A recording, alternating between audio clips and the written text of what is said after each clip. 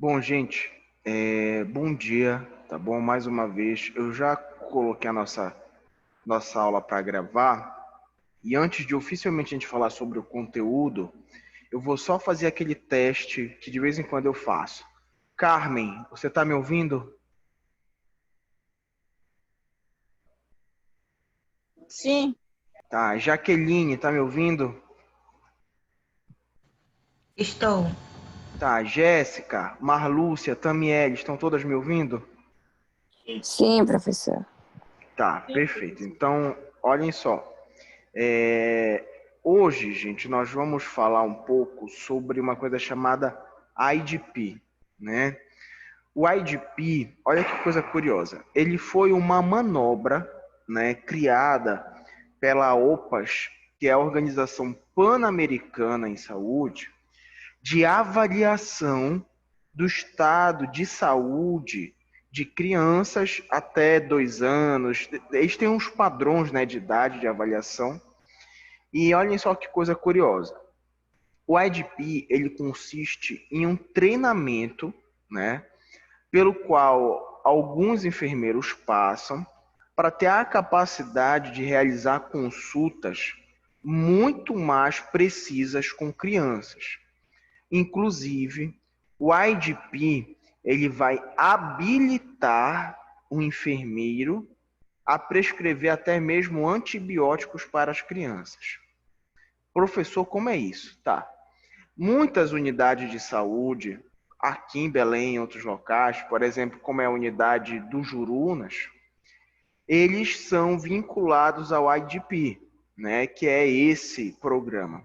E lá, o enfermeiro ele tem uma liberdade maior, né, de poder, por exemplo, consultar uma criança e até mesmo perceber quais são as necessidades, né, que essa criança ela tem.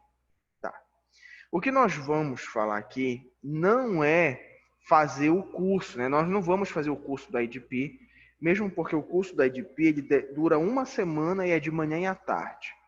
Nós vamos mostrar para vocês a dinâmica de como funciona o IDP e principalmente o que ele quer observar nas crianças.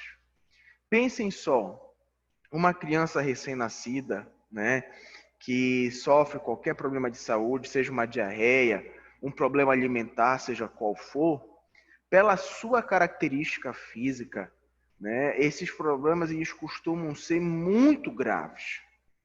Então, enquanto um ser humano adulto, ele consegue passar um final de semana inteiro com dor de barriga, às vezes com diarreia, disenteria, vômito, um recém-nascido não consegue sustentar o corpo a partir de 24 horas ou menos do que isso. Então, como a gente está falando de um ser onde o tempo ele é determinante para modificar um cenário de doença, nós precisamos ter olhos muito aguçados para o que nós vamos ver e temos que ter uma interpretação muito boa para a gente saber como intervir diretamente sobre esse processo. Tá?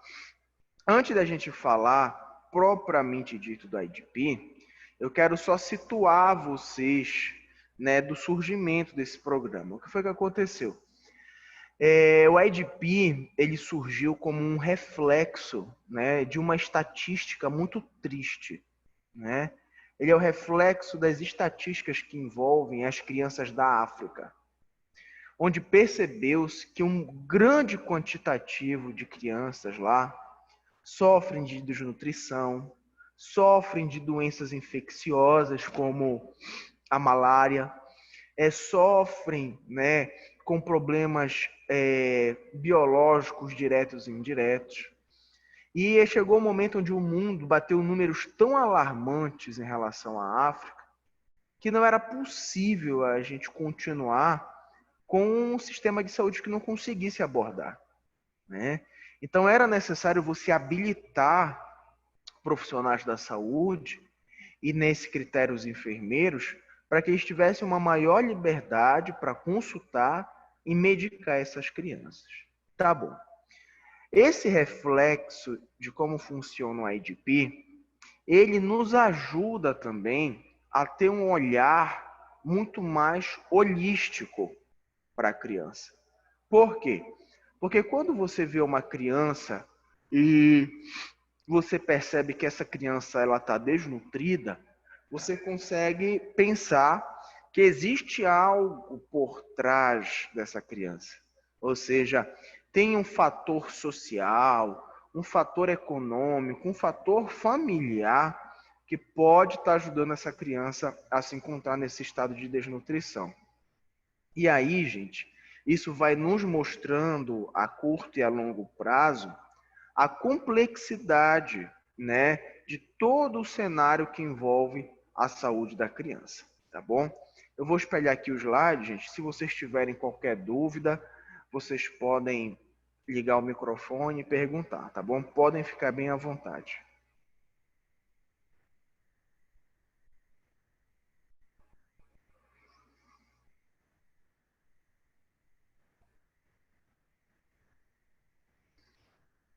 Bom, essa sigla, né, que é o IDP, ele significa Ação Integral às Doenças Prevalentes na Infância.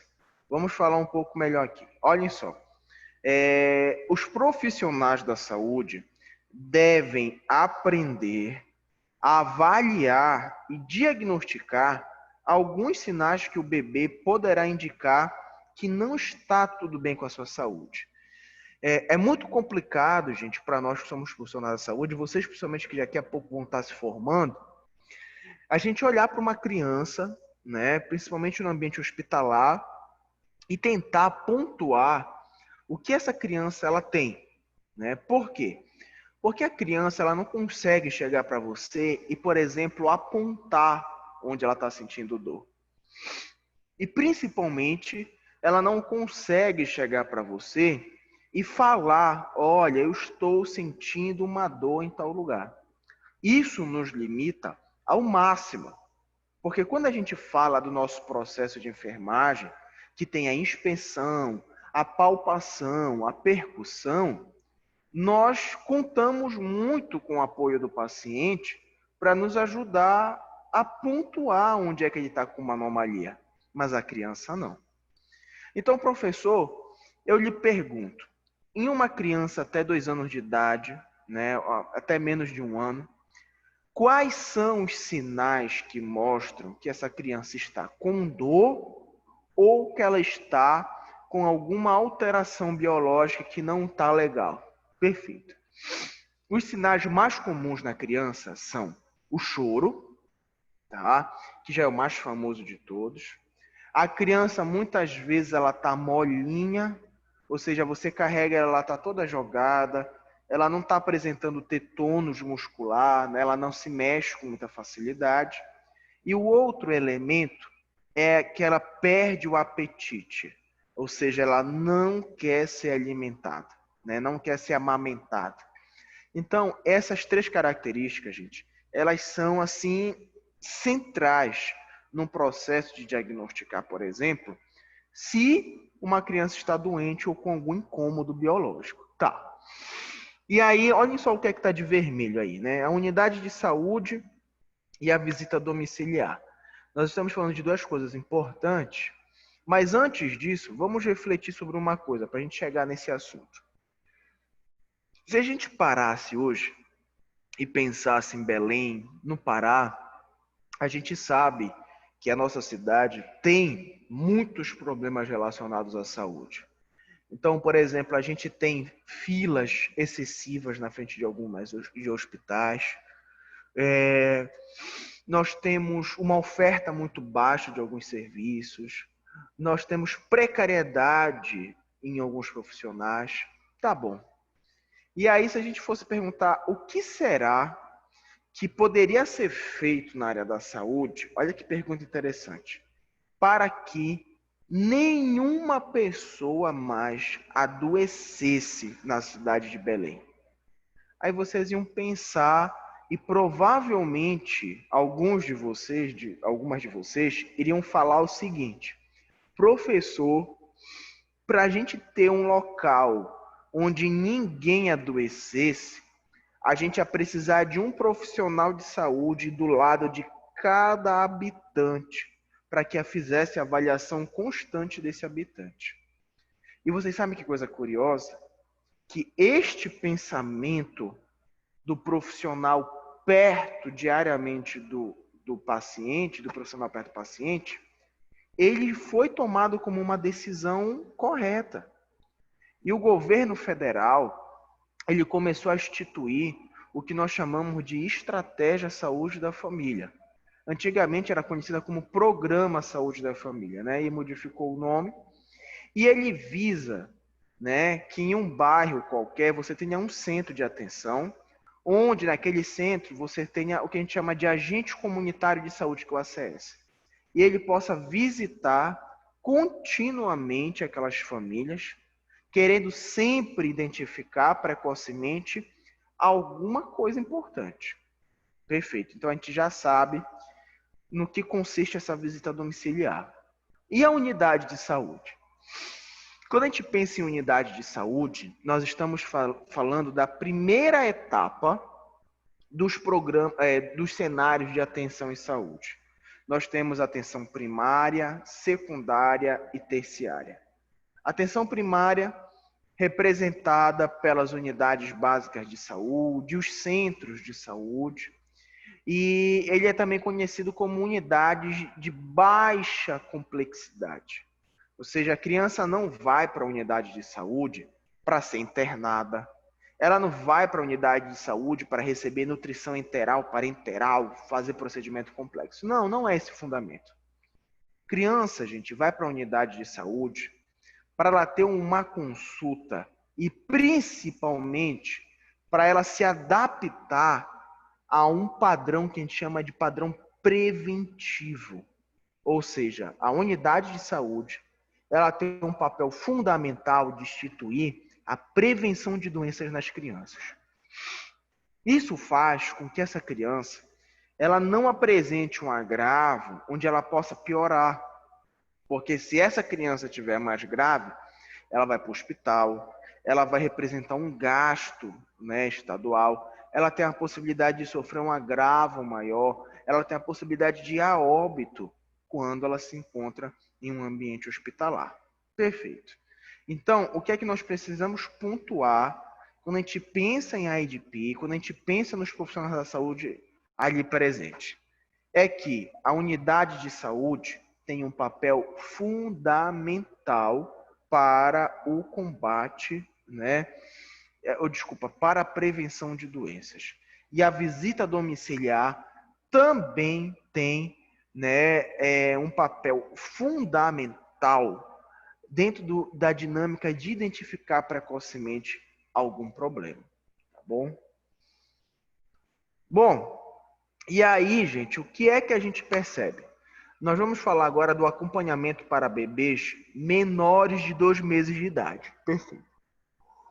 O bebê que tem menos de 2 meses de idade, ele é aquele bebê ainda extremamente precoce. É aquele bebê que vai começar ainda a vida dentro daquele calendário vacinal, né? E por isso, ele ainda não é um ser que tem a imunidade muito bem formada. Mas olha o que diz o texto. Geralmente, os bebês menores de 2 meses não apresentam sinais claros de doenças, como as crianças maiores. Geralmente, a única forma de avaliar o estado grave de saúde é observar se estão mais molinhas, o choro se encontra mais fraco e a diminuição da alimentação. Ou seja, características que nós já pontuamos anteriormente. Mas, professor, isso daí é interessante, né? Claro que é, gente, porque até nós, quando estamos doentes, a gente não tem uma disposição muito grande. Olha só o Covid, né? O pessoal pegava Covid e não conseguia levantar da cama, às vezes. Estava bem enfraquecido, né?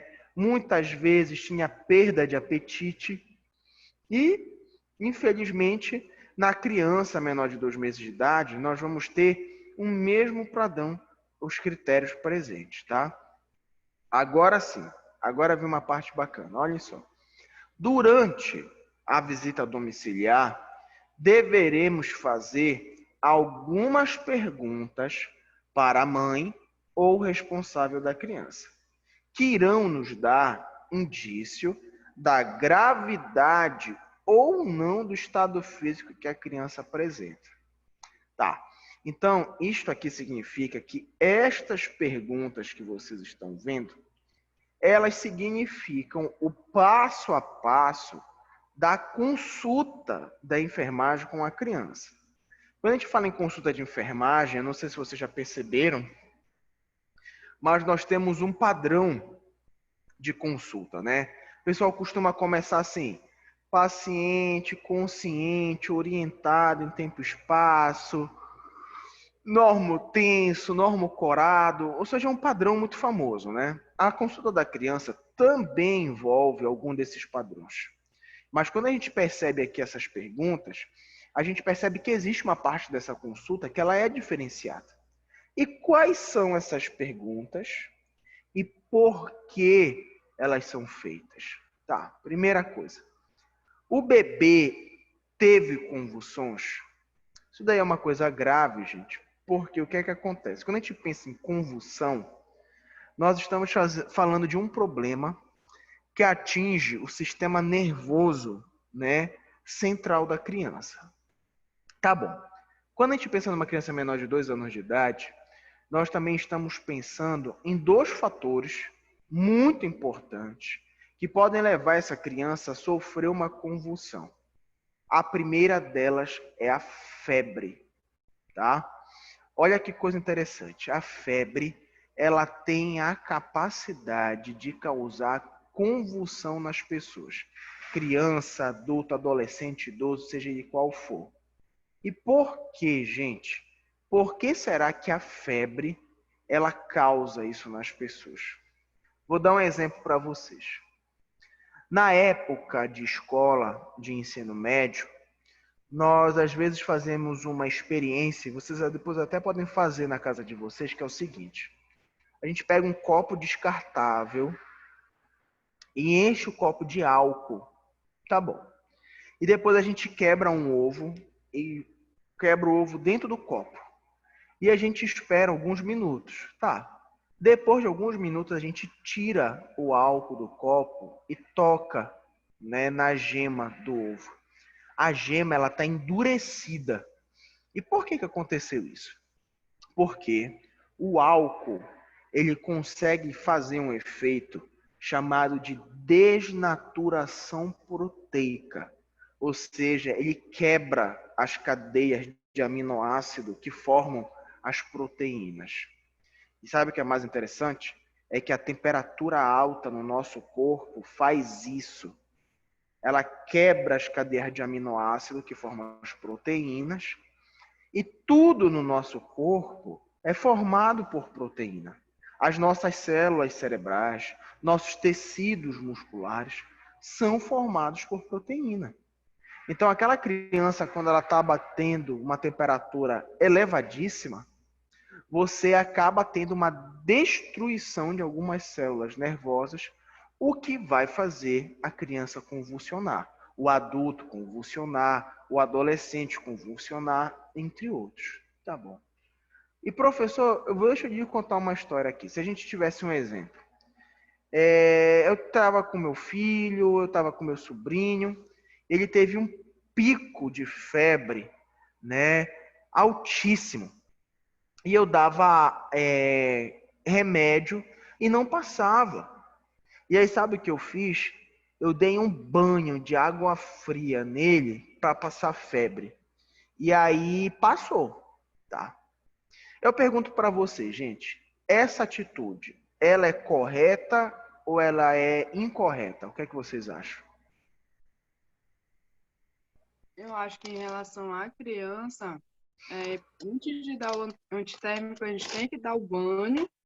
Sim. Aí sim, depois dar o antitérmico, porque o antitérmico ele faz elevar a temperatura para depois voltar ao normal. Uhum. Jéssica, e aí tem uma outra coisa também importante. Isso que você falou é importante porque quando a gente quando dá o antitérmico, ele dá uma elevada para poder cair, né? Mas, gente, o negócio é o seguinte: esse contato direto com a água fria, além de ser extremamente desconfortável para quem está com uma febre, principalmente altíssima, ele pode causar um reflexo no corpo perigoso, né? E a gente chama isso de choque térmico muitas vezes. Tem gente que morre de choque térmico, né? Algumas pessoas às vezes não. Mas olha, eu vou dizer uma coisa para vocês. Não sei se vocês passaram por isso ou fizeram isso com os filhos de vocês, mas eu vou dar um exemplo. Quando eu era criança, que eu tinha febre, eu ainda me lembro até hoje, e eu também vi a minha irmã, né, quando nasceu, a minha mãe pegava uma bacia, deixava a água relativamente morna, né? Me colocava, ela pegava uma toalhinha, molhava na bacia e ia passando pelo meu corpo, né? Inclusive, ela colocava álcool dentro da bacia. Vocês já viram isso alguma vez? Minha mãe fazia isso com a gente. Perfeito. Eu fazia isso com meus filhos também. E Carmen dava jeito? Sim, a gente vai molhando as partes onde, por exemplo, as grandes, a parte das axilas, virilha, né? Sim. Onde corre o maior fluxo de circulação. Depois a gente vai molhando gradativamente o corpo da criança, para que assim não tenha esse choque térmico assim, de imediato. Gente, e olha que coisa interessante. Adilson, Pode falar, Jéssica. também é um procedimento que ele é bem tomado dentro do hospital, né? Para paciente acamado, por exemplo, lá no Metropolitano, a gente, quando o paciente assim tá com febre e quando é contínuo, a gente faz as compressas. Só não coloca o álcool. E uma coisa que é importante para a gente entender também é o seguinte: quando a gente pensa nessa situação do álcool, né? Olha que coisa interessante. Se a gente pegar agora uma bacia de água normal, tipo a gente pegou a torneira, ligou, aquela água natural, né? Fria, gelada, sei lá, e você pega um álcool 70 e você joga o álcool. A química, ela caracteriza essa reação como uma reação exotérmica. O que significa isso? Que quando interage o álcool com a água, eles liberam calor para o meio. Então, naturalmente, olha que coisa curiosa, naturalmente, quando se pega a água fria e mistura com álcool, a tendência é da água ficar um pouco mais quente. E vocês podem fazer esse teste. Vocês passam álcool 70 na mão, põe na água, às vezes você sente como se estivesse um pouco aquecido. E o álcool, gente, ele é um elemento considerado extremamente volátil. O que significa ser volátil? Ele evapora com muita facilidade. Então, olha que coisa interessante. Quando você está com febre, a testa está lá pegando fogo, e você pega uma toalha com álcool. Inclusive, tem mulheres que às vezes estão com dor de cabeça, tem o hábito de colocar um papel toalha embebido em álcool na testa. O álcool, ele rouba o calor e evapora rapidamente. Aí fala, pô, professor, olha que manobra legal. Ele é muito mais eficiente do que a água para fazer isso. Professor, então por que ao invés da gente usar uma bacia de água com álcool, a gente não usa só o álcool, né? Porque o álcool, ele ajuda no ressecamento do tecido corporal. Então, a gente, quando faz a mistura do álcool com a água, a gente tem a fórmula completa para fazer essa liberação do calor do corpo. Aí vocês me perguntam, mas professor, como é que a minha mãe sabia disso, a minha avó? Porque elas nem estudaram, fizeram faculdade. Gente, é aquele negócio, né? A convivência popular, o conhecimento popular, ele também às vezes pode ser o científico, né? E aí eles descobriram dessa forma e até hoje sim é correto utilizar isso para poder ajudar a criança a diminuir a temperatura, tá? Perfeito. Uma outra coisa importante, gente, está relacionado, a gente falou de convulsão de um elemento, e nós vamos falar do outro fator que leva muita criança à convulsão. É o que nós chamamos de alterações genéticas, né? Ou, no caso, cromossômicas. Então, quando a gente mexe em algum cromossomo, né, de qualquer ser vivo, nós estamos abrindo a possibilidade de uma mudança qualquer no corpo de uma pessoa. Tá. Então significa dizer que a convulsão, ela vai abrir os nossos olhos para casos de febre intensa ou para doenças genéticas. Independente de tudo, os dois são muito graves. Sabe por quê? Porque uma convulsão pode representar uma lesão cerebral que agora ela não é tão perceptível, mas daqui a 1 mês ou 2 meses ela pode se tornar perceptível.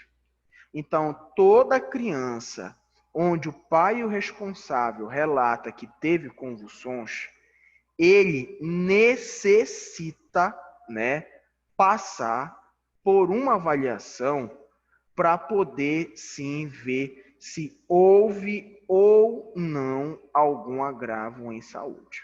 Tá? Perfeito.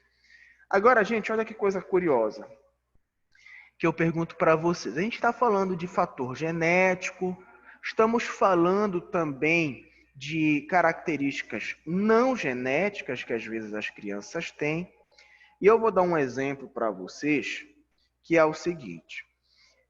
Nos últimos anos, se vocês forem fazer uma reflexão, as crianças elas estão nascendo mais com síndromes comportamentais, né, e algumas alterações genéticas, do que necessariamente doenças, por exemplo, ele está com malária, ele está com uma infecção no cordão umbilical, um coto umbilical, entre coisas do tipo. Vou dar um exemplo para vocês. É uma opinião minha, tá? Por exemplo, eu não sei se antigamente, por exemplo, há 10, 15 anos atrás, há 20 anos atrás, existia um número tão alto de crianças autistas como existe hoje em dia. Então, eu me pergunto o seguinte, será que existia tanto número de criança autista antigamente e ninguém sabia? Ou será que hoje realmente tem crescido muito o número de criança autista? O que é que vocês acham, gente? Vocês acham que já existia, a gente não sabia, ou realmente está surgindo muito hoje? O que é que vocês acham? Eu acho que existia e a gente não sabia, né? As pessoas não tinham conhecimento. Certo. Mais alguém acha alguma coisa parecida ou discorda? Não? Então, olhem só, gente, que coisa interessante. Cientificamente é comprovado que nos últimos anos, né, houve um incremento, ou seja, um aumento no número de crianças com alterações genéticas, né, que podem levar, a um problema neurológico, que podem levar a uma convulsão. Sendo que essas doenças, elas não atingem apenas o rico, o pobre, né, o negro, o branco. Não, eles atingem todos como um todo, infelizmente, né? E aí, olhem só que coisa interessante. Vocês conseguiriam me pontuar uma justificativa do porquê dos últimos anos ter tido um incremento, um aumento considerável de doenças genéticas em crianças? Vocês conseguem pensar no motivo para isso? Jéssica, Jaqueline, Carmen?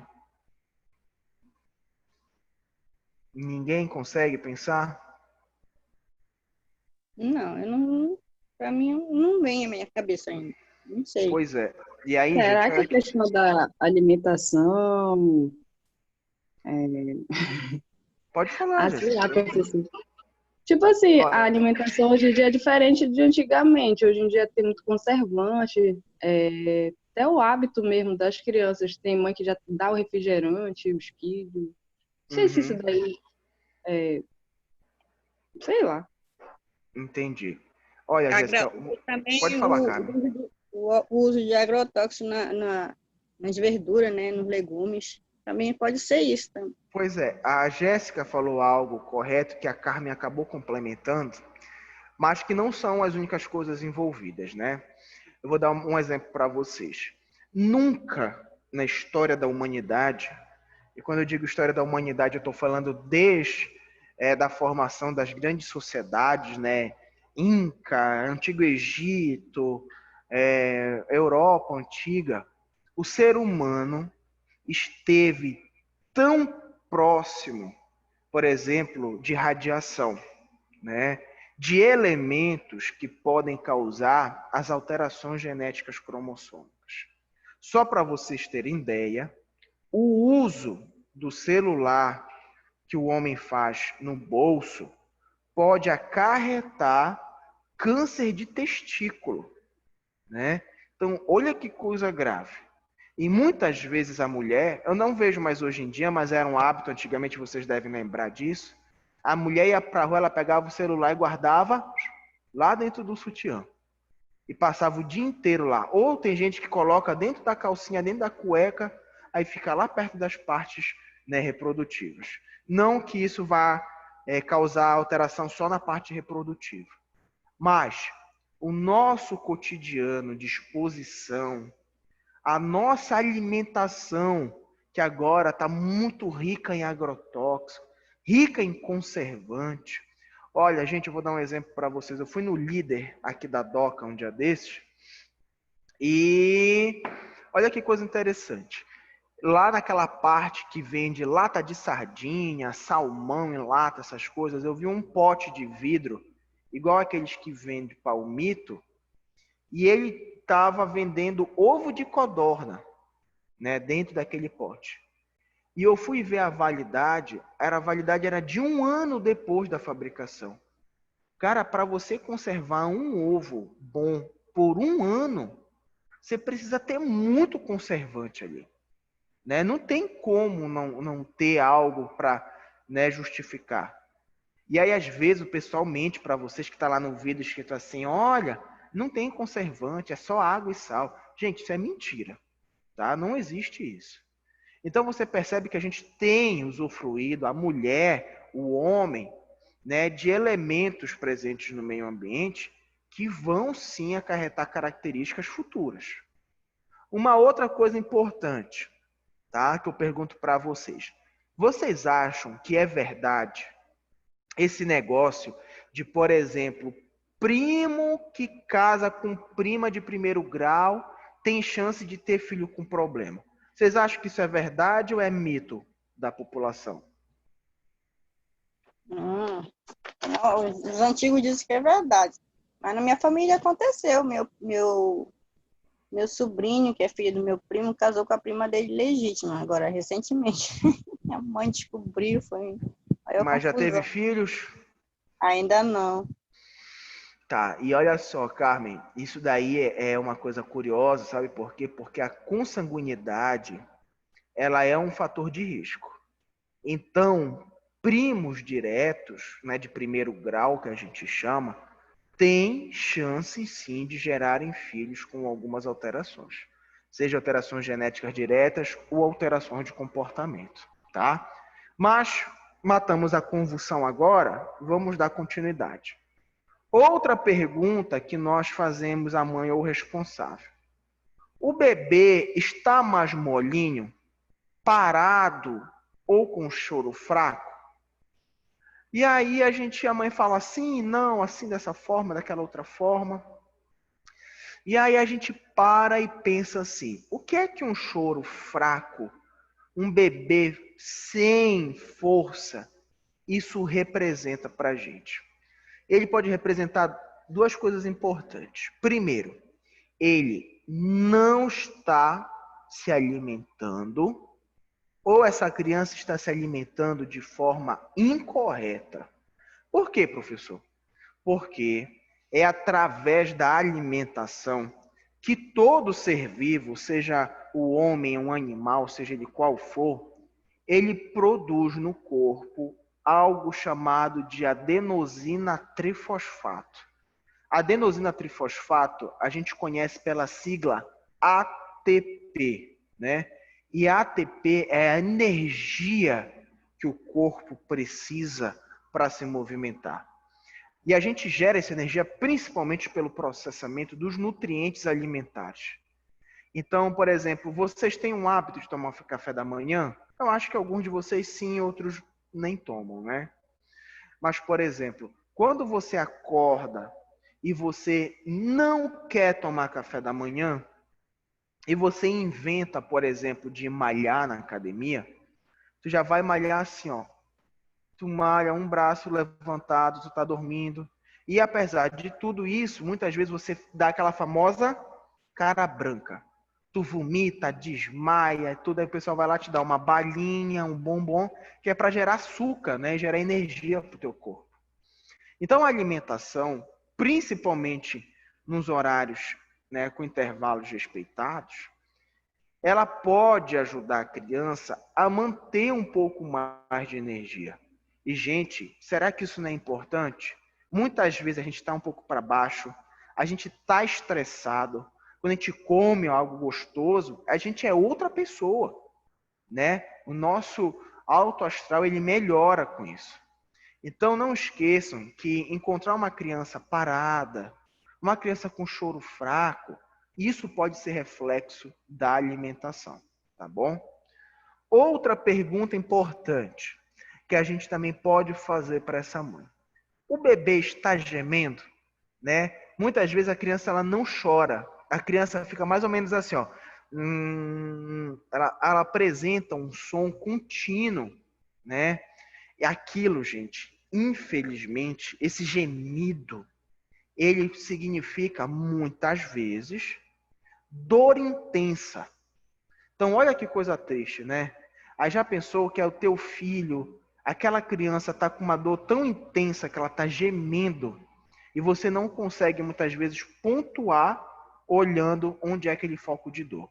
Então, bebê quando está gemendo, isso é um reflexo muitas vezes de dor intensa, tá? Não esqueça. Outra coisa importante. O bebê não pega o peito ou não consegue se alimentar. Tá?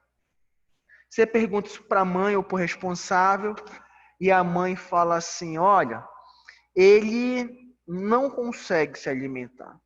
Né? Gente, uma criança que tem menos de 2 meses de vida, ela é muito nova ainda, muito jovem. Né? Tudo ainda está se adaptando. Então é muito importante, quando você faz essa pergunta para a mãe, você perguntar o seguinte, essa dificuldade, senhora, para ele se alimentar, já vem desde o nascimento ou apareceu só essa semana? Aí às vezes a mãe fala assim, às vezes ela leva na brincadeira, né? Não, ele sempre foi assim. Ele não gosta muito de comer. Gente, isso não existe, tá? Esse problema, ele está relacionado ao momento do aleitamento materno. E provavelmente ele não consegue se alimentar ou não pega o peito, pois a postura, né, que a mãe está adotando na hora de amamentar provavelmente não é correta. Então, numa situação como essa, quando a mãe relata que ela não está conseguindo amamentar o seu filho, que ele não pega o peito, a gente costuma pedir para essa mulher tentar ali na hora dar o peito para a criança. Senhora, a senhora pode tentar fazer agora, só para observar se está tendo algum problema? Aí a mulher, tá, pode ser. E aí quando ela leva o bebê, você fala, olha, deixa eu lhe ensinar uma coisa. Isso aqui não pode fazer assim. Faça assim, assim, assim. E quando ela faz, olha que importante, né? Aí vocês pensam assim, professor, mas professor, olha só, esse menino, ele tá doente, tá com febre, tá lá na unidade de saúde. Para que a gente vai falar de aleitamento agora? O que interessa se ele tá conseguindo mamar ou não? Gente, o leite materno, ele é considerado um remédio natural para a criança. Tanto que vocês vão ver daqui a pouco que quando uma criança ela é direcionada da unidade de saúde para um hospital, o correto é que ela faça o percurso sendo amamentada. E isso mostra a representatividade do leite materno, tá bom? Então não olhem, né, de maneira para desvalorizar, na verdade, o leite, porque ele tem uma significância muito grande, tá? Outra pergunta que nós fazemos também. O bebê tem febre ou temperatura baixa? Tá. O caso da febre a gente já citou anteriormente, né? O risco de convulsão e tudo mais. Perfeito. E a temperatura baixa? O que é que significa dizer uma criança que está tendo a temperatura baixa, né? Não está legal a temperatura dela. Cara, olha, isso daí talvez seja tão preocupante ou até talvez um dia mais preocupante do que a temperatura alta. Por quê? O que gera a temperatura no nosso corpo é o movimento muscular, né? Ou seja, uma das funções do corpo é que quando a gente movimenta o músculo, a energia, né, cinética, ela se transforma e libera calor para o meio. E é por isso, gente, que quando você vê um jogador de futebol, que ele passou aquele tempo todo do jogo correndo para um lado e para o outro, e a gente vê pela câmera da televisão, ele parece que está saindo fumaça do corpo dele. Ele está encharcado de suor. Por quê? Porque ele está muito quente por causa do movimento muscular. Perfeito. Quando essa temperatura desce, isso pode ser um reflexo da baixa funcionalidade das atividades do corpo, né? Inclusive a pressão arterial dele pode estar muito mais baixa do que o normal, principalmente porque o sangue também no movimento, ele ajuda o corpo dentro dessa regulação térmica. E uma outra coisa sugestiva, que é muito mais perigosa, é o caso de uma criança se encontrar com algum tipo de hemorragia interna, né? O indivíduo, o ser humano normal, assim como a criança, quando possui uma hemorragia interna, tem uma queda da pressão e da temperatura. E a hemorragia interna, ela é extremamente perigosa. Se ela não for resolvida em alguns minutos, em uma hora, ela com certeza vai levar o indivíduo ao óbito, tá? Então não esqueçam disso. Perfeito. Outra coisa importante é o seguinte: o bebê, ele está com o umbigo vermelho ou com puxo? Caramba, professor, outra pergunta curiosa, né? Para que a gente vai querer saber do umbigo da criança? Beleza. Gente, o umbigo da criança, né, aquele coto umbilical, ele é considerado um dos elementos no corpo da criança com a maior facilidade de infecção, tá? Então é por isso que durante os nossos cuidados com a criança, seja com o nosso filho ou quando a gente está lá no hospital cuidando do filho das pessoas, é necessário fazer a limpeza diária desse coto umbilical, né? A gente costuma usar um algodão embebido, uma gás embebida, em álcool, segura o coto e limpa, né? Para fazer aquela asepsia daquele local.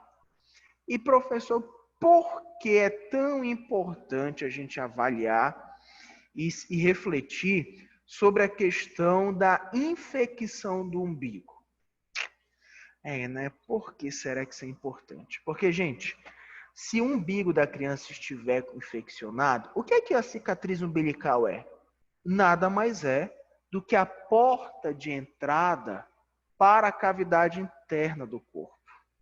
Então, uma criança, se tiver, por exemplo, o deslocamento dessas bactérias para dentro do corpo, ela pode sofrer o que nós chamamos de infecção generalizada. E aí, gente, dificilmente um bebê com menos de 2 meses de vida vai sobreviver a uma infecção generalizada, tá bom? Uma coisa importante é o seguinte: saibam diferenciar o que é uma inflamação e o que é uma infecção. A inflamação, ela apresenta 3 características. A gente chama de sinais flogísticos, que é a dor, calor e o rubor, né? Um determinado inchaço. Já a infecção, a gente tem dor, calor, rubor e presença de puxo. Então, você olhou lá a cicatriz umbilical, tá vermelho, não tem puxo, está inflamado. Você percebeu o puxo, está infeccionado. Infecção se trata com antibiótico. Inflamação se trata com anti-inflamatório. São medicamentos de grupos diferentes, tá bom? Gente, até aqui Alguém tem alguma dúvida? Sim ou não?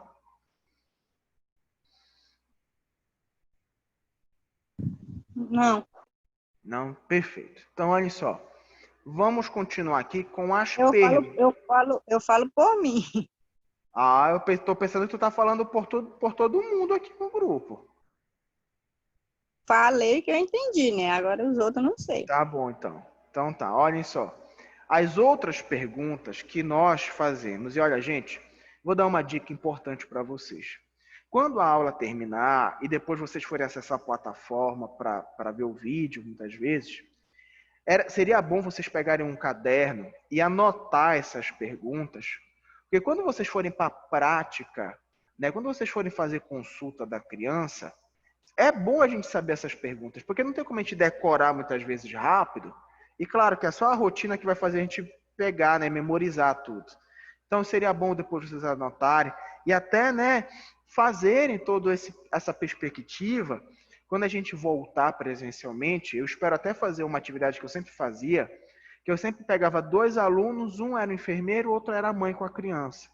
E a gente ia completando essas perguntas, fazendo a consulta de enfermagem. Mas vamos continuar. Outra pergunta importante que o enfermeiro, nós vamos fazer lá na unidade de saúde para essa mãe.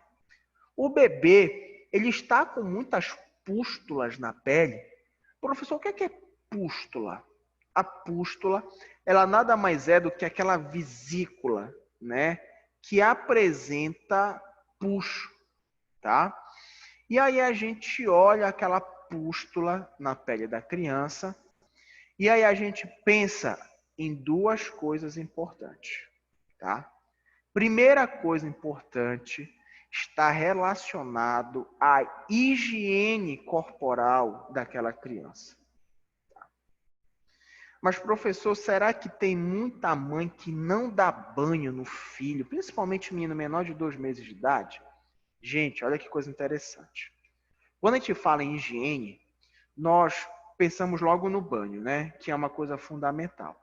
Mas o banho envolve outras coisas importantes. Sabe o quê? Por exemplo, o produto utilizado durante o banho. Isso é muito importante. Sabe por quê? A mãe, ela tem o hábito de comprar aqueles produtos para bebê, né? Johnson Johnson, aquela colônia cheirosa que a gente cheira, né? O cucuruto da criança tá cheirosinho. E é sabonete Johnson Johnson, não sei o quê. Produtos feitos para a criança. E eu pergunto para vocês, será que uma mãe, um pai despreparado não podem correr o risco de usar um produto adulto numa criança? Pode, gente. Inclusive, eu já vi muitas vezes isso acontecer. E a criança ela é tão sensível a isso que ela às vezes apresenta urticária, pústula, ela apresenta tudo. Então, apareceu com pústula, vamos para o primeiro caminho, a higiene.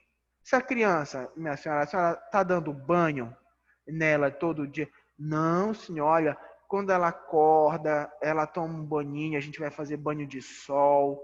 E aí, depois do almoço, eu dou um banho para ela dormir. E no finalzinho da tarde, antes da noite, eu dou outro banho.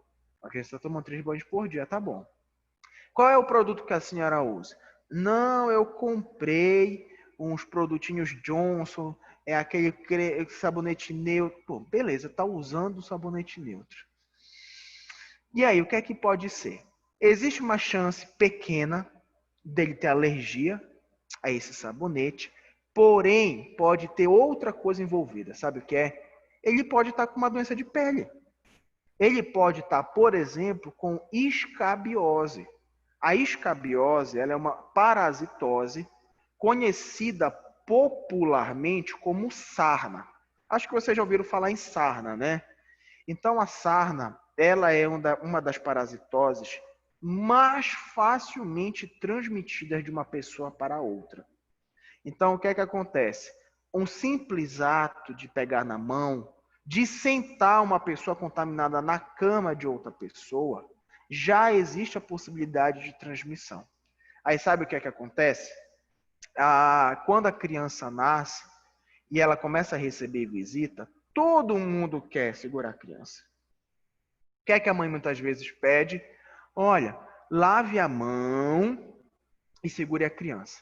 E o correto era o seguinte, chegou da rua, troque de roupa, tome um banho e venha carregar a criança. Mas, gente, dificilmente alguém faz isso, né? E aí o que é que acontece? A gente, quando segura a criança, aí a gente faz muitas vezes o quê? Dá um cheiro na criança e pega no cabelinho da criança, ou seja, fica mexendo tanto na criança e, infelizmente, acaba contaminando ela com alguma coisa. Então, não esqueça, apareceu pústula, ela pode ter ou um fator relacionado à higiene ou uma doença de pele prévia, tá bom? Tá. Outra coisa importante, olha a outra pergunta. O bebê está com a pele amarelada? Olha só, a pele amarelada, ela tem a ver com a absorção de alguns nutrientes pelo corpo e pode ser um significativo de icterícia. Tá. Quando a gente encontra uma criança, quando a gente tem uma criança recém-nascida em casa, nós precisamos entender que ela necessita da luz solar para ativar algumas vitaminas no corpo, né? Como a vitamina D. Então é assim, você tem ela em uma forma e quando a gente absorve a luz ultravioleta, né, ela transforma aquele elemento na vitamina D.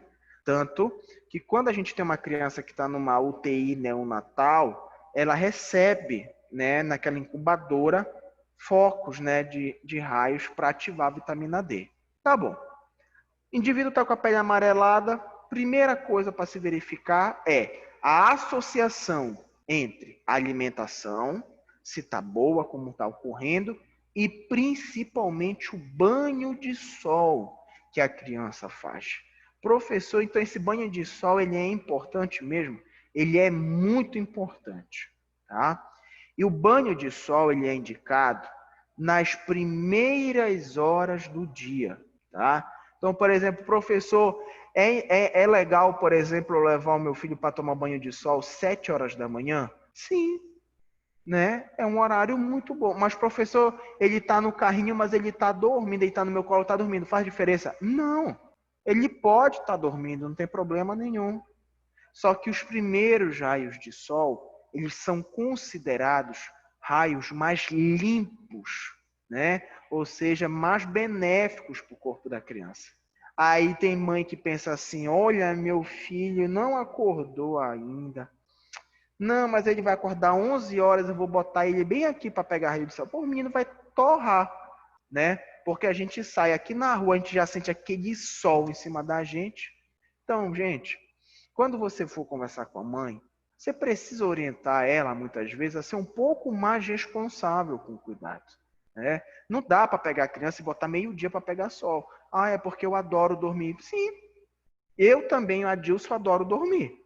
Mas eu sei que o dia que eu tiver um filho, eu vou fazer questão de estar cedo, de pé, para poder levar, mesmo porque é um momento de vínculo, né? De estar ali todos juntos, para poder a criança pegar um sol e ficar um pouco mais saudável, tá? Tá, outra coisa importante. O bebê está com placas brancas persistentes na boca? Professor, placa branca, eu falei, gente, o que é que acontece?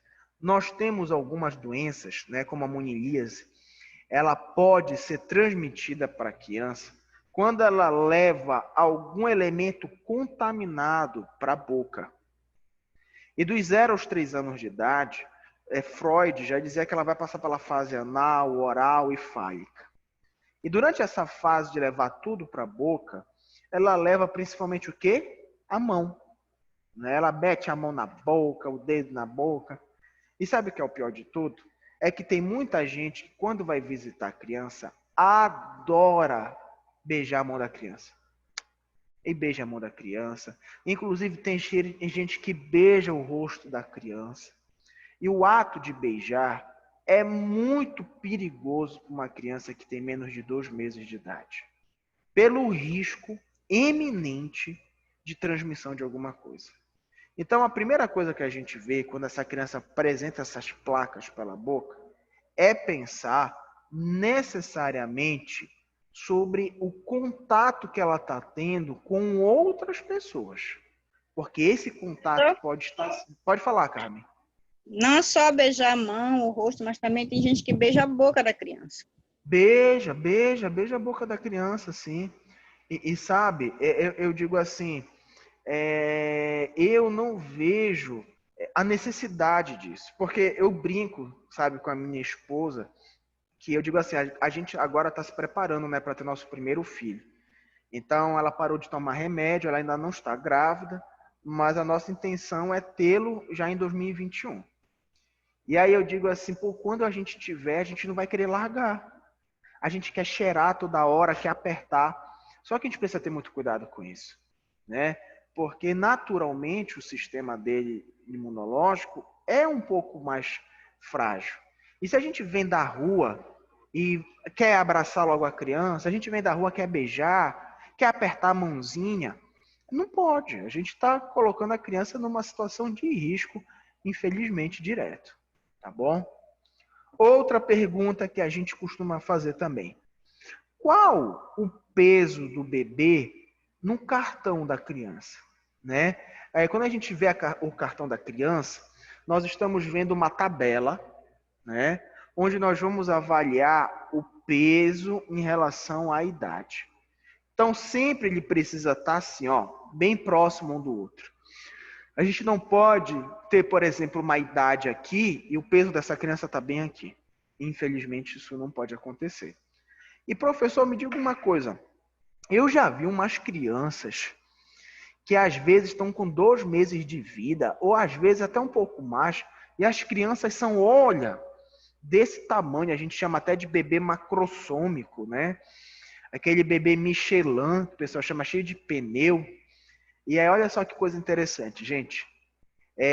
Quando a gente vê uma criança que nasceu muito grande, que a gente chama de bebê macrossômico, principalmente crianças que pesam 5 quilos e até mais do que isso ao nascer, provavelmente, não é uma regra geral, provavelmente a mãe dessa criança, ela estava com diabetes, tá? Ou o que a gente chama de diabetes gestacional, que pode ter sido diagnosticada ou não. Então, característica de crianças muito grandes é porque a mãe está com diabetes e talvez nem saiba. E esse problema pode ser transferido para a criança. Então, quando uma mãe chega para vocês e fala assim, olha, peso, meu filho nasceu com 6 quilos. Pô, gente, 6 quilos, o moleque é um monstro, né, de grande. Então, tipo, isso não é normal, né? Então, você precisa investigar, olha, você fez teste de glicemia? Não, nunca fiz. Então, vamos investigar você e seu filho se estão tendo algum problema de processamento de insulina, estão em relação a algum problema de açúcar. Então, vocês conseguem perceber que a consulta de enfermagem com a criança, quando a gente respeita todas essas perguntas, nós vamos vendo inúmeras coisas importantes. E nós vamos conseguindo observar coisas que são bem escondidas muitas vezes, tá bom? Outra coisa importante. O cartão de vacinação está em dia? Claro, você tem, por exemplo, hoje, um grande número de vacinas realizadas ao primeiro ano de vida. Inclusive, a primeira vacina, que é uma das mais importantes, que era dada logo ao nascer, é a BCG, né? Bacilo Calmette-Guerin. Ela é uma vacina que ajuda a criança a se proteger contra as formas graves da tuberculose.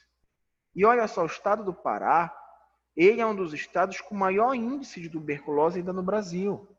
Então a gente precisa avaliar se aquela proteção específica, que é a vacinação, se está sendo feita corretamente com a criança. Tá bom? E uma outra pergunta, o bebê está com outros problemas? E quais seriam esses outros problemas, professor? Vou dar um exemplo para vocês. Algumas crianças podem nascer, infelizmente, com uma hemiplasia. O que é uma hemiplasia? É quando um lado do corpo ele tem uma dificuldade muito grande de manter um movimento.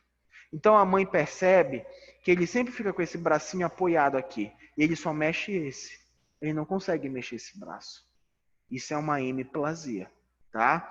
Então, a mãe, ela sempre também, muitas vezes, ela tem um olhar muito atento para isso. Então, qualquer coisinha que percebe, Ó, isso aí tá estranho. Vou falar com o enfermeiro ou com a médica para poder ver o que é. Tá bom? Só passar o slide aqui. Gente, alguma pergunta até aí? Alguém quer falar alguma coisa? Não? Então, olhem só. Me dê aqui uns 2 minutos. Eu vou só beber uma água, tá? Eu vou pausar aqui rapidinho e vou pegar um copo de água para mim. Já volto, tá bom? Rapidinho. Vamos continuar aqui espelhando. Bom, pessoal, então olhem só. Quando a gente fala, né, sobre essa questão daquelas perguntas que a gente viu anteriormente, nós temos aqui um esquema, né, que a gente pode utilizá-lo dentro desse padrão das unidades de saúde. O que é que a gente pergunta e sempre observa? Presença de convulsões, se o bebê está molinho e mais fraco, o gemido, não pega o peito, não consegue se alimentar, febre, a temperatura baixa, né? Presença da diarreia, umbigo vermelho, muitas pulsas, ou seja, aquilo que a gente falou anteriormente, né? Aqui tem um elemento novo que não estava no slide, não estava nesse slide passado, que é a diarreia, né? A diarreia, ela é um elemento presente na vida de todo mundo já teve um problema de diarreia, né? E quando a gente pergunta para as pessoas, assim, gente, por que que a diarreia ela é tão severa? Por que que a diarreia ela é tão perigosa? E muitas pessoas falam assim, ah, professor, é porque ela causa desidratação do indivíduo. Pois é, a desidratação é um fator importantíssimo no indivíduo que ele tem diarreia. Porém, olha que coisa curiosa. Porém, a gravidade da diarreia, ela está relacionada com a perda de eletrólitos essenciais para o corpo do indivíduo, como é o caso do sódio e do potássio. Quando a gente fala em sódio e potássio, a gente está falando, por exemplo, quando a gente estuda lá em fisiologia, das bombas de sódio e potássio que ajudam o nosso corpo a fazer o potencial de ação, que é o movimento muscular, por exemplo. Então, vamos imaginar o seguinte, vamos imaginar tudo que é músculo no nosso coração, inclusive o coração, e vamos fazer uma similaridade que as bombas de sódio e potássio, né, os eletrólitos, são o combustível desse grande motor que é o coração. Então, se você não tem eletrólito no corpo, o que é que acontece com o coração? Ele vai parar. Assim como um carro que não tem gasolina, ele não vai funcionar. Então, a diarreia ela se torna tão grave, gente, que as pessoas podem morrer rapidamente por causa delas. Tanto que quando você é internado com um quadro desse, você tem, por exemplo, o quê? Você vai utilizar o soro fisiológico, que é o cloreto de sódio. E isso vai ajudar você, sim, né, a melhorar. Então, olhem só. O que fazer quando a criança menor de 2 meses de idade apresenta essas coisas? Convulsão, o bebê está mais molinho, gemente, não pega o peito, tem febre, temperatura baixa, entre outros. Gente, apresentou isso aqui, isso é considerado como doença muito grave. Né? Eu falei para vocês aqui, pô, convulsão é uma coisa grave, febre alta é uma coisa grave, né? Então é o seguinte, Matt pegou um desses sintomas, é doença muito grave. Ele precisa ser encaminhado urgentemente ao hospital, tá? Olhem só, no caso de todas as perguntas ao lado derem positivas, ou seja, coitada da criança, né, ter tudo isso, olha o que está escrito. Deve haver um encaminhamento urgente ao hospital e ele deve ir para o hospital sendo amamentado, tá? Então não esqueça, apareceu um desses sintomas, já é doença muito grave. Apareceu tudo, vai para o hospital agora sendo amamentado, tá bom? Bom, ainda, né, falando sobre aquelas perguntas que a gente falou, tá? A gente olhou, vamos imaginar que você está fazendo às vezes visita domiciliar, né? Tá lá investigando aquela criança. E o que a gente pergunta, observa e avalia aí? Pô, a criança está com pouca pústula na pele. Não é muito, não. A pele está amarelada? Tá, né? Mas ele pode fazer um banho de sol. A pústula, ele pode fazer uma higiene melhor. Placas brancas persistentes na boca. Vamos evitar esse contato, né, com muitas pessoas. Olhou o calendário vacinal. Ó, tá em dia o calendário vacinal, não tem problema. O que a gente pode fazer? No caso de todas essas perguntas que agora eu falei para vocês derem positivas, ou seja, tem pústula, tem pele amarelada, tá com o calendário vacinal, né, atrasado, tem placa branca na boca, o que a gente faz? Encaminhe o bebê para a unidade de saúde mais próxima. Então agora ele não vai para o hospital, porque isso não é considerado doença muito grave. Tanto que a maioria dessas perguntas aí que a gente viu podem ser alteradas simplesmente com o comportamento da mãe, né? Ter mais cuidado com a higiene, evitar contato com o pai, ou evitar o contato com outras pessoas, né? E aí você vai encaminhar essa criança apenas para a unidade de saúde. Ok? Bom, e aí vamos imaginar o seguinte. Essa criança, ela foi com vocês e vocês encaminharam ela para uma unidade de saúde ou ela foi para um hospital naquela forma mais grave, né? E quando ela retorna do hospital ou da unidade de saúde que ela vai para casa, é necessário nós termos de novo o contato com as informações, né, do que aconteceu. Então, por exemplo, olha, a mãe voltou lá na unidade de saúde agora, né? E a gente precisa saber o que foi que aconteceu com essa criança no hospital. Primeira coisa que a gente tem que investigar é qual foi o problema, né? A gente chama muito isso de queixa principal, né, quando a gente vai fazer consulta. Então, o que foi que aconteceu, mãe? Ele estava com uma virose, ele estava com isso, ele estava com aquilo. É importante a gente saber.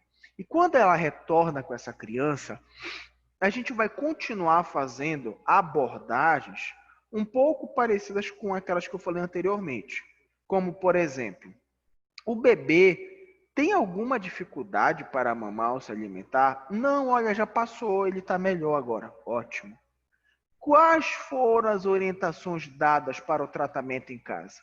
Olha, enfermeiro, a médica lá me orientou a fazer isso aqui todo dia, a acordar cedo e levar ele para fazer banho de sol, para ele passear. Ela falou para eu ofertar o leite materno sempre que ele quiser. Perfeito. Você está anotando isso no prontuário, né? Porque o prontuário é um registro que mostra o que ele teve, né? E o que é que foi feito para ele melhorar, por exemplo. Perfeito. O tipo de tratamento, que eu já falei para vocês. Dose de medicação em quantas vezes ao dia. E quantos dias, né, o bebê deve tomar essa medicação. Professor, mas isso tem muita significância? Tem, gente. Porque o remédio, ele não é uma coisa que vai trazer apenas benefício para a criança. Remédio, muitas vezes, tem efeitos adversos e tem reações no corpo que a gente precisa saber. Então, quando aquela mãe retorna daquela consulta, o que foi que o médico passou? Foi esse medicamento. Tá, vamos ver o que é que ele pode causar. Não, ele falou que pode causar muita sonolência. Beleza, nós já sabemos, né? E por último, para quando foi marcado a próxima consulta de retorno à unidade, tá?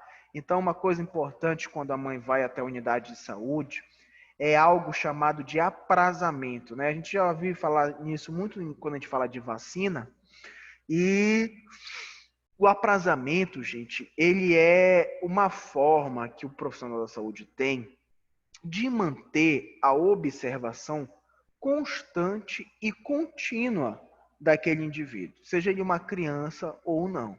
Então a gente nunca pode deixar uma mãe e um bebê ir embora sem a gente marcar o retorno dessa criança, tá bom? Vamos ver aqui o próximo slide. Olhem só. As visitas domiciliares de acompanhamento deverão ser aprazadas dependendo da doença diagnóstica. Como assim deverão ser aprazadas dependendo da doença diagnóstica? É porque você pode aprazar uma consulta para o outro dia. Tipo, eu quero que amanhã você retorne aqui na unidade. Você pode pedir que ele volte daqui a 2 dias, 1 semana ou 1 mês. Isso vai depender do que ele tem. Olhem só. Se for qualquer problema de saúde ou problema de alimentação, a gente sempre pede para retornar daqui a 2 dias.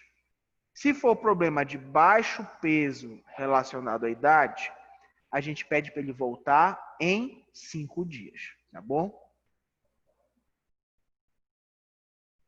Tá. Agora nós vamos falar sobre o acompanhamento para crianças de 2 meses a 5 anos. Então, aquele início era só de crianças até 2 meses. Agora é de 5 meses até 5 anos. Ou seja, o menino já fala, com 5 anos já mostra, tá, algumas coisas. Nesta faixa etária, as doenças se manifestam através de sinais e sintomas mais evidentes do que nos bebês menores de 2 meses. Perfeito. A partir desse momento, poderemos avaliar e classificar sinais de perigo e de alerta para decidir se a criança deve ser encaminhada para o hospital ou não, ou para a unidade de saúde, ou se ficará em casa. Procuraremos doenças oportunamente e prevenir ou diminuir as complicações de uma doença ou evitar a morte dessa criança. Gente, não tem nada de muito diferente. É o mesmo pensamento investigatório e de prevenção que a gente quer com essa criança. Olhem só.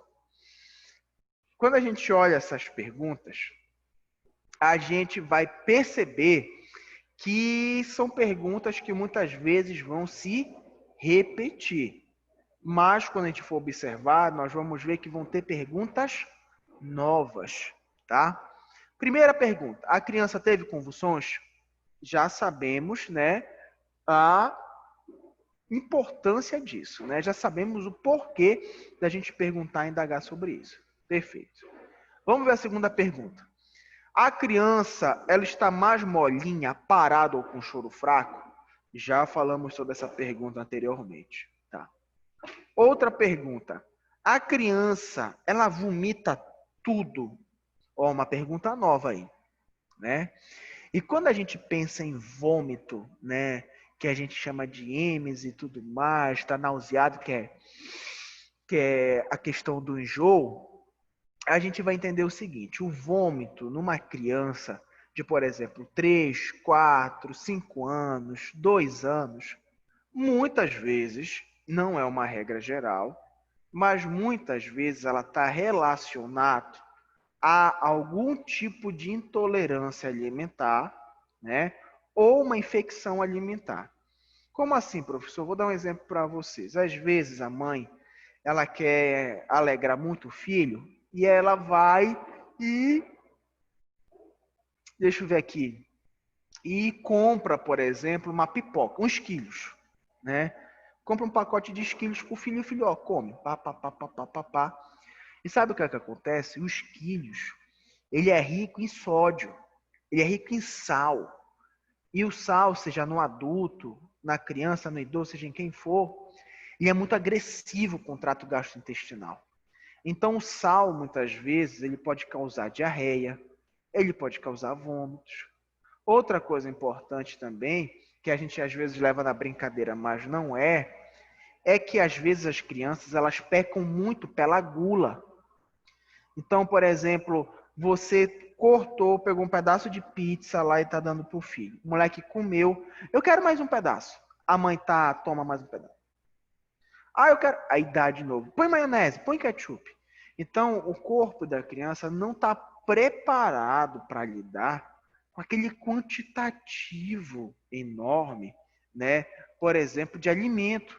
Ele não está preparado para receber uma alta concentração de sal. por exemplo, né? Então, são coisas que a gente precisa, sim, avaliar. Outra pergunta importante aí. A criança não mama, não bebe ou não se alimenta. Vamos esquecer um pouco o aleitamento materno e vamos imaginar uma criança de 3, 4 anos de idade que não se alimenta. Cara, isso daí é perigoso, né? A gente já sabe que a alimentação é muito importante a nível de saúde. Tá, perfeito. E aí a gente para um pouco, pensa, e o que será que está acontecendo, né? Uma, gente, das explicações mais possíveis para isso é que essa criança, ela se habituou a fazer o uso de alimentos não suficientes para o seu metabolismo. Como assim, professor? É aquele tipo de criança que desde pequeno ela tentou dizer para a mãe o que ela queria e o que ela não queria comer. E assim, ela determinou para a família que ela não quer comer carne, ela não quer comer frango. O que ela quer comer é biscoito recheado, é um misto quente, só quer comer macarrão. Ou seja, infelizmente, a gente ainda percebe crianças nessa idade que já criaram um padrão próprio alimentar. Então não querem comer mais aquilo, não querem comer mais aquilo outro, ou seja, se habituaram. E, gente, o que é que a gente faz nessa situação? Vai ter que desacostumar a criança. Vai ter que orientar os pais a terem uma nova conduta com aquela criança para que mude o hábito alimentar, tá bom? Gente, eu quero só mostrar uma coisa para vocês aqui. Eu vou só ver se eu acho aqui para mostrar. Só um minuto, peraí.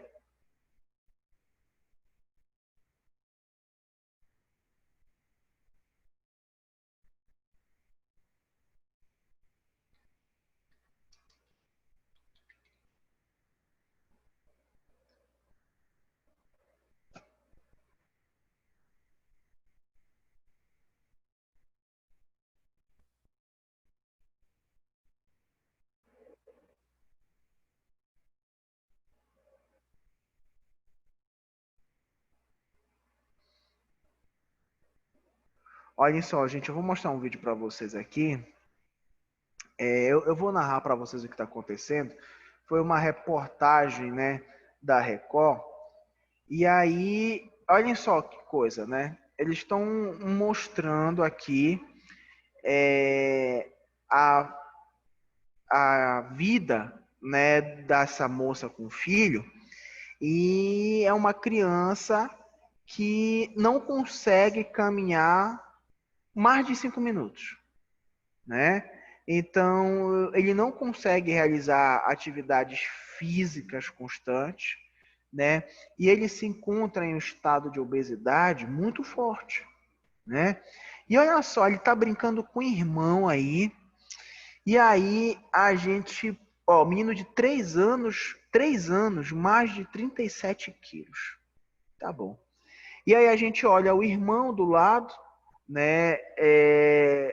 O irmão tem 8 anos, tem praticamente o mesmo peso. E eu pergunto para vocês, o que será que gera, gente, uma discrepância tão grande, né? Você tem a mesma mãe e está acontecendo alguma coisa de errado aí. Quais são os fatores que mais estão relacionados até aí? Primeiro fator é, como eu disse para vocês, alteração, né, genética. Isso pode estar associado a algum problema assim genético que está fazendo ele ganhar esse peso numa velocidade muito maior. Tá.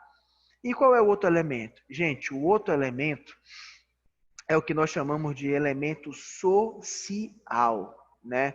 Qual é o elemento social? É quando, por exemplo, os pais, eles tiveram um filho, os próprios pais tiveram uma infância um pouco mais trabalhosa, complicada.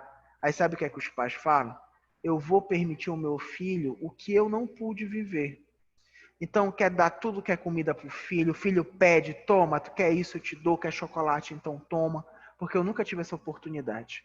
Então, a gente percebe que esse critério de obesidade pode estar relacionado a isso, ao problema genético ou a um problema psicossocial, tá?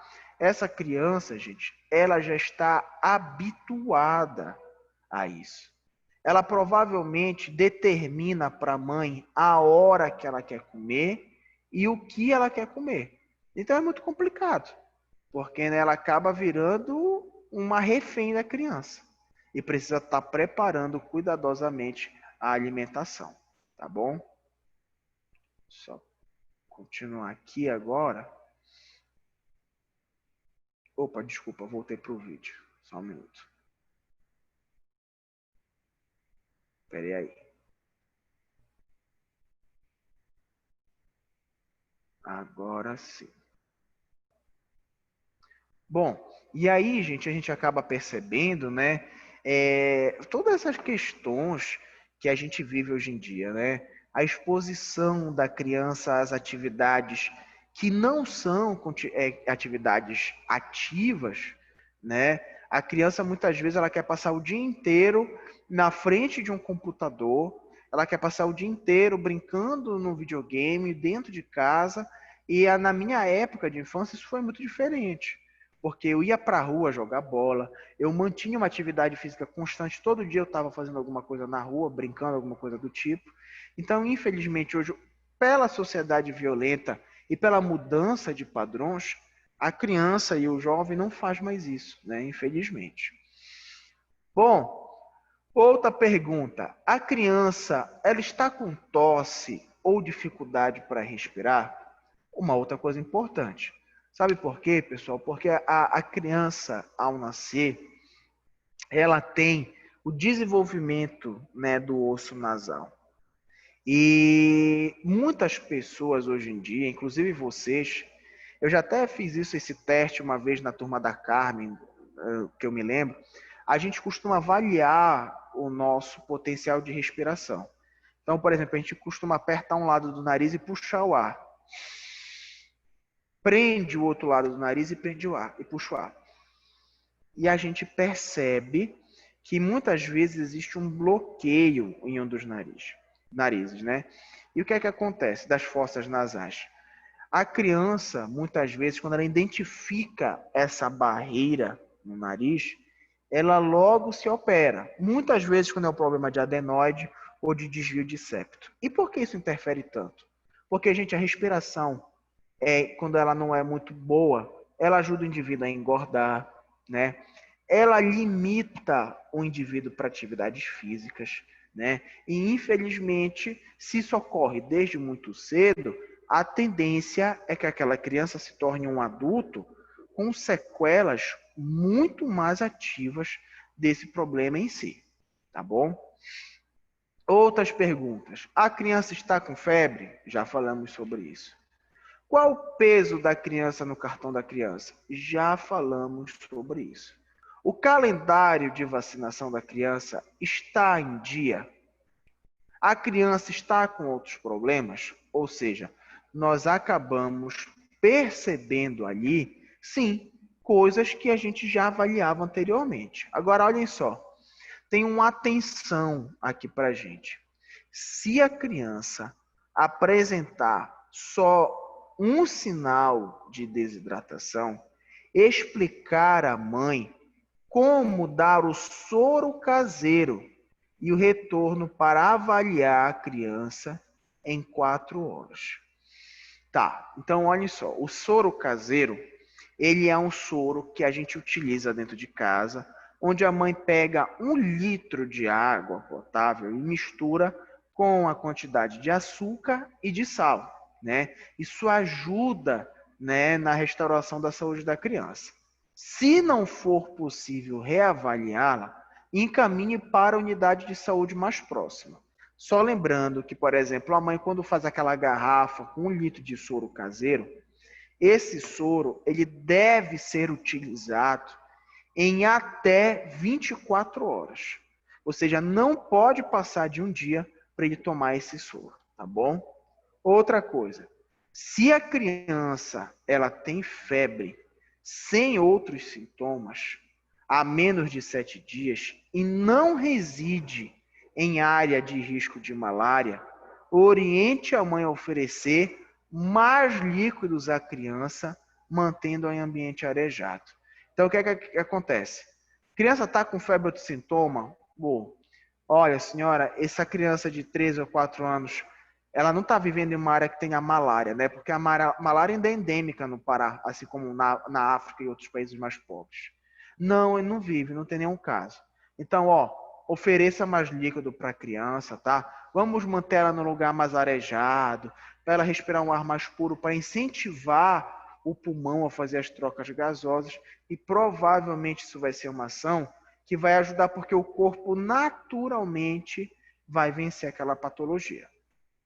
Se a criança ela tem febre e mora em uma área de risco de malária, siga as orientações contidas no manual sobre malária. Então, ele vai ter que fazer exame de sangue, se positivo, vai ter que fazer todo aquele tratamento, né, que a gente já conhece, que é o tratamento feito com medicações específicas para o tratamento da doença, tá bom? E aí, gente, olha que coisa interessante, a gente vai voltar para aquele mesmo grupo de perguntas e observações que nós temos. Como, por exemplo, tem convulsão, né? Vomita tudo, não mama, a criança tem tosse, dificuldade para respirar, né? E aí o que é que acontece? Se ele apresenta, né, essas características que a gente falou agora, da convulsão, vômito, não mama e não bebe, isso é considerado uma doença muito grave, tá? E ele pode estar, por exemplo, quando a gente vê essa famosa que a gente chama dificuldade de respirar e tiragem subcostal. O que é tiragem subcostal? É quando aquela criança respira e a gente vê o espaço entre as costelas dele, né? Ou seja, o esforço respiratório é muito intenso. E se está ocorrendo isso, esse indivíduo provavelmente está com uma doença respiratória grave. Ele precisa ser encaminhado urgentemente ao hospital. Não podemos esquecer disso. Perfeito. Vamos ver essa outra parte negrito que está em preto. Se a criança está com diarreia, né, está com sinal de prega tecidual, né, alterado, os olhos estão fundos, porque, gente, quando a gente tem diarreia, um dos primeiros locais que a gente percebe a desidratação é no rosto, né? Ele fica com aquela face de doença crônica, né? Fica puxado o rosto de tão seco. E aí, o que fazer? Com diarreia, com desidratação, ela deve ser encaminhada urgentemente ao hospital, dando soro, né? Ela vai com soro para tentar restabelecer a saúde. Vamos ver agora o outro. Se a criança ela está desnutrida, com palidez, emagrecimento acentuado ou inchaço em ambos os pés ou palidez palmar acentuado, o que é que ele pode ter? Inchaço, ele pode estar retendo líquido, isso pode ser um problema até mesmo renal, então isso pode significar uma desnutrição e palidez. Ele precisa ser encaminhado urgentemente ao hospital, alimentando a criança. Então, vocês percebem que existe um encaminhamento urgente para o hospital, um encaminhamento urgente com soro, o encaminhamento urgente alimentando. E é por isso que quando vocês forem estudar, é importante colocar no caderno, é importante pontuar todas essas perguntas e as condutas a serem tomadas caso apareça algo circunstancial. Tá? Bom, e esse acompanhamento para a criança de 2 meses a 5 anos? Esse acompanhamento é aquele retorno, né? Vocês lembram que aquela outra criança lá de 2 anos fez, né? Quando ele retorna para a gente pergunta praticamente a mesma coisa. Por exemplo, qual foi o problema? O bebê tem alguma dificuldade para mamar ou se alimentar? Quais foram as orientações dadas para o tratamento em casa? Qual foi o tipo de tratamento? Qual a dose da medicação? Quantas vezes por dia ele tomou? Quantos dias o bebê deve tomar a medicação? Ou seja, é o mesmo critério, são as mesmas perguntas que a gente utilizava anteriormente, tá? E aí, olha só o que é que acontece. Como na outra pergunta, nós vamos ter o padrão de retorno, né? Será que ele volta com 2 dias? Será que ele volta com 5 dias? Olha o que está escrito aqui.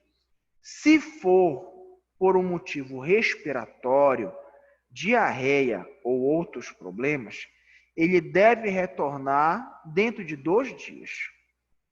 Se o problema for baixo peso para a idade, ele deve retornar dentro de 5 dias, tá bom? E aí, gente, nós já vamos cair agora, por exemplo, dentro da parte... Opa, desculpa, pessoal, eu tirei aqui sem querer, só um minuto.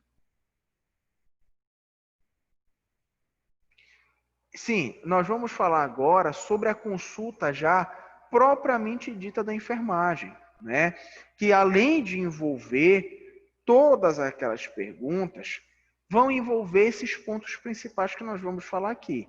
Por exemplo, durante a consulta de enfermagem, ele deve realizar o exame físico e a anamnese, ver a estrutura, a articulação, coletar o histórico dessa criança com a mãe. Ó, nasceu com quantos quilos? Principalmente a primeira consulta, né? Nasceu com quantos quilos? Nasceu a termo, pós-termo, pré-termo? Vai avaliar tudo isso. Avaliar a presença de fatores de risco, só lembrando que fatores de risco não estão associados apenas a fator biológico, estão associados a fatores sociais. Então, uma criança que mora em uma área marcada pela violência, isso é um fator de risco, tá?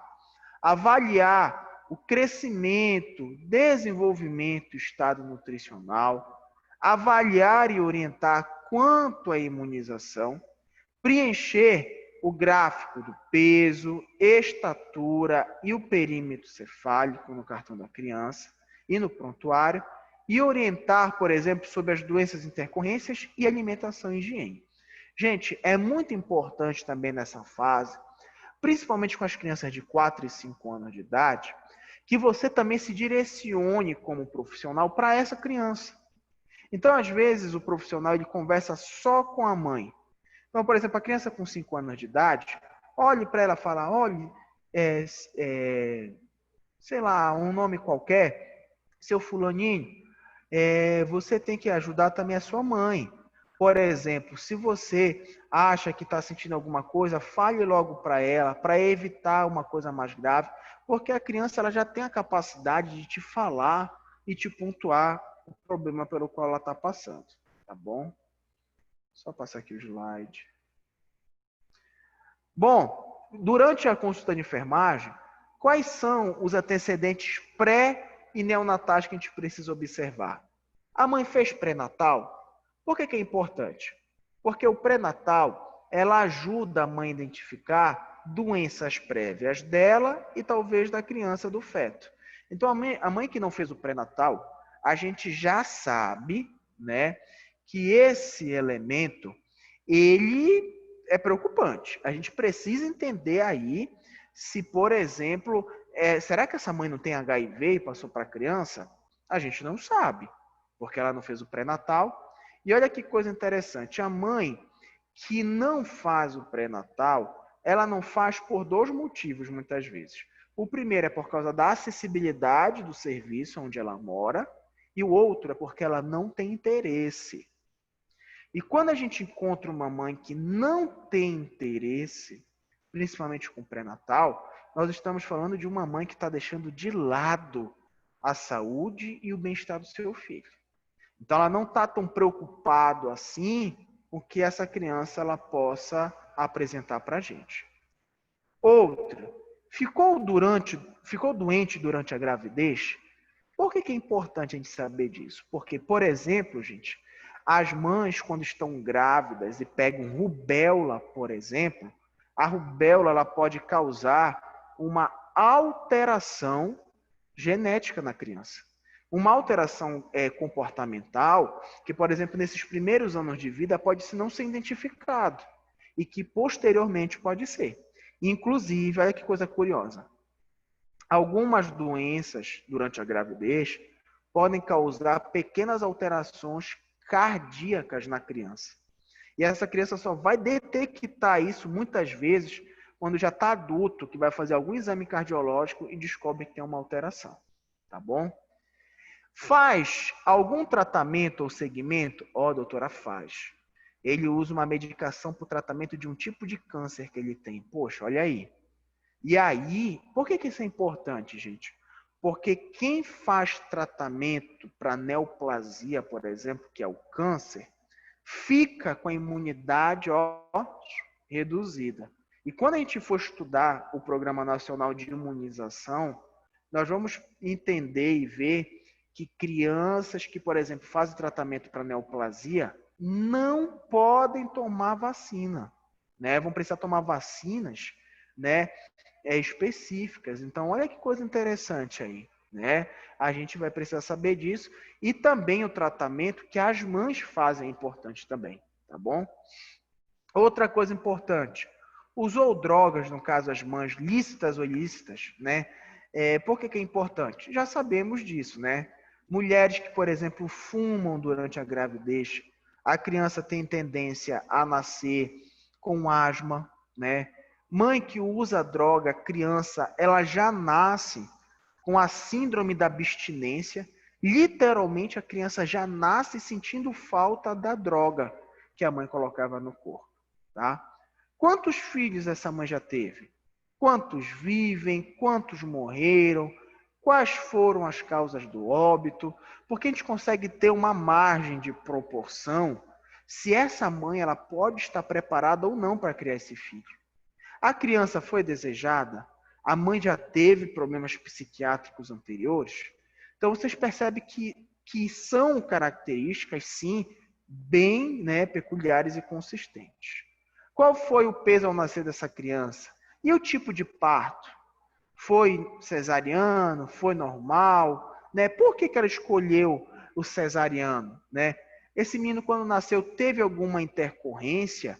Ele caiu? Ele desmaiou? Ele foi para a UTI? Ou seja, nós vamos especificando esses critérios. Em relação à vacinação, a carteira deve ser verificada sempre, anotando se está em dia pela verificação direta ou SIC. O que é SIC? A gente costuma dizer que é segundo informações colhidas, né? Ou seja, uma pessoa, ela informa para você de boca. Não, você não está vendo a carteira, mas a mãe disse que ela está com todas as vacinas em dia. Outro, aproveitar qualquer vinda da criança à unidade básica de saúde para regularizar a vacina. É muito importante a vacina, gente. Mãe que não leva a criança para manter seu quadro vacinal é uma pessoa irresponsável, tá? Não esqueçam disso. Bom, aqui tem uma base só da bibliografia básica que a gente tem.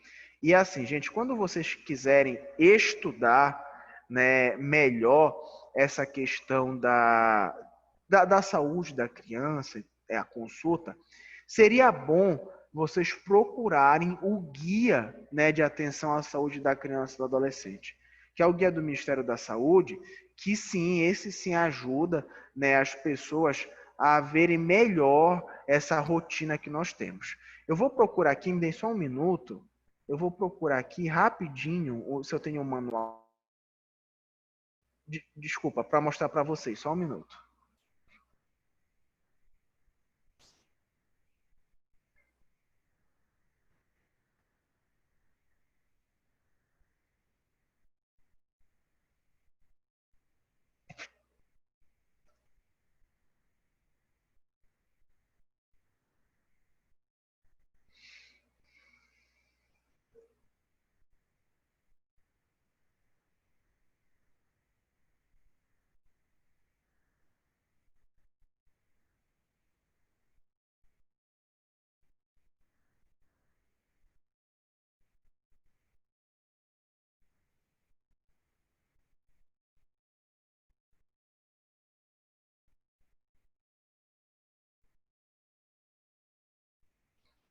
Olha só, gente, eu tenho aqui ainda um padrão de consulta, e olha que coisa interessante, no manual já vem uma escala, né, muito parecida com aquela que eu falei anteriormente para vocês, né?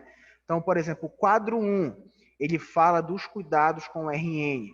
Aí mostra orientar sobre o banho diário, a limpeza, sobre a orientação da lavagem das mãos. Se a gente olhar lá embaixo, são os cuidados com o coto umbilical. Aí, olha, a gente vai seguindo, aí tem a higiene do ambiente, ou seja, aqui ele já tem um quadro de orientações muito mais específicas, né? Por exemplo, no quadro 2, são sinais gerais de perigo na criança de 1 semana a 2 meses, segundo a IDP.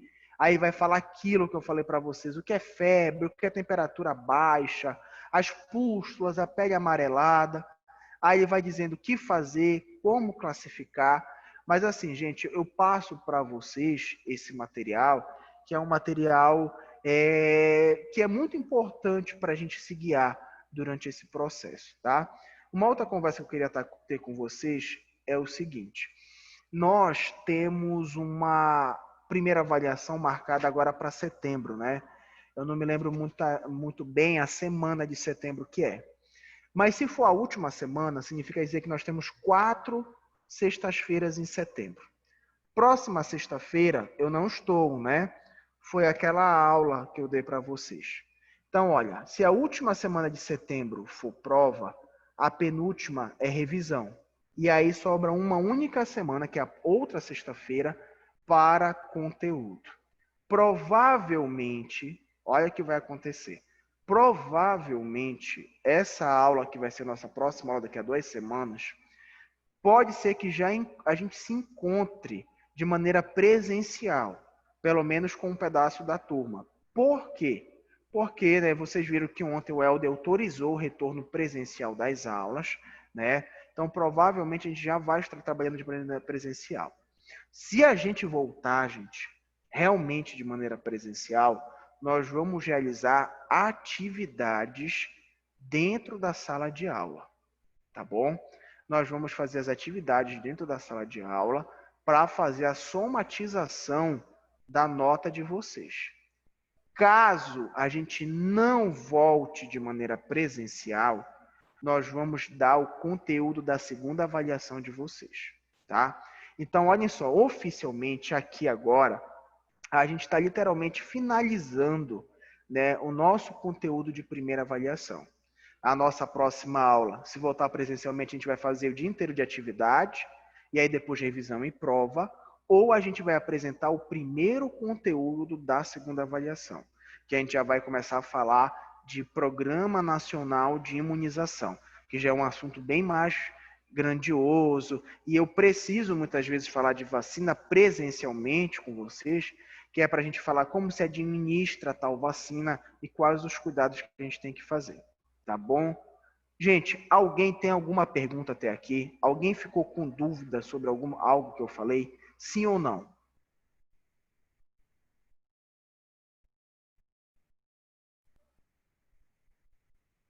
Não? Então, olhem só. Diga, Carmen. Então, não esqueça. Tá bom, obrigado. Não esqueça, então, que a gente está praticamente finalizando o conteúdo da primeira avaliação. E se vocês forem ver, é um conteúdo muito aberto, né? A gente falou muito dos direitos da criança, consulta como um todo, crescimento e desenvolvimento. E aí, a partir de um outro momento, a gente vai ver vacinação, problema mental, sexualidade já no adolescente, tá bom? Gente, como eu disse para vocês, a gente está finalizando esse conteúdo de primeira avaliação. Sei que o tempo ele é bem menor do que o nosso horário normal de aula, mas a gente vai finalizar já, visto já que esse assunto foi concluído, e agora a gente vai se preparar, como eu disse para vocês. Só lembrando que dia 4 nós não vamos ter aula, tá? 4 de setembro que eu não vou estar em Belém, e dia 11 a gente vai fazer ou atividade avaliativa presencial, ou nós vamos ter o conteúdo da segunda avaliação. Dia 18 revisão para a prova, e dia 25 já é a primeira avaliação de vocês, se não me engano, tá bom? Eu vou passar os slides no grupo também, com esse roteiro, tá? Então, daqui a pouco, no grupo de vocês, já vai estar o slide de hoje e esse roteiro também. E na plataforma, eu vou colocar os slides. Aí o roteiro já fica no grupo e os slides eu deixo na plataforma, tá bom? Então, gente, fiquem com Deus. Eu queria agradecer vocês, tá? eu queria dizer que eu fico muito feliz em poder estar aqui com vocês todos os dias que eu digo todas as sextas. Eu espero que seja produtivo para vocês, que vocês consigam absorver muitas coisas. E se precisarem de algo, podem me procurar pelo WhatsApp, que não tem problema nenhum. Tá bom? Então, gente, um grande abraço, tenham um bom dia e um excelente final de semana para todos, tá bom? Bom dia, professor. Bom dia, professor. Bom dia, tchau, tchau.